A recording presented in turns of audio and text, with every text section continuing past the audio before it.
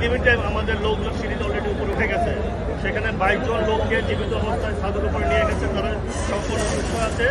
7 জনকে আমরা ফ্লোর থেকে আমরা উদ্ধার করেছি, এর মধ্যে 4 জন পুরুষ এবং 3 জন মহিলা। আপনারা দেখেছেন যে লোক ছিল হুইলচেয়ার সহকারে, তাকে আমরা নামিয়ে এনে হাসপাতালে প্রেরণ করেছি। এছাড়াও কোনো আহত বা নিহত কোনো সংবাদ আমাদের নাই। তবে আগুন লাগার কারণটা এটা এখন আমরা বলতে পারছি না, এটা তদন্ত করার পর কী কারণে আগুনটা লেগেছে সেই কারণে আমরা বলতে পারবো। আর ক্ষয়ক্ষতির পরিমাণটাও আমরা আসলে তদন্ত সাপেক্ষে বলতে পারবো। আমরা এখানে মোট 7টা ইউনিট আমাদের এখানে কাজ করেছে। এটা হচ্ছে একটা ডেভেলপমেন্ট কোম্পানি, ওই কোম্পানির একটা প্রতিষ্ঠান ছিল এখানে, তাদের অনেক মালামাল ছিল।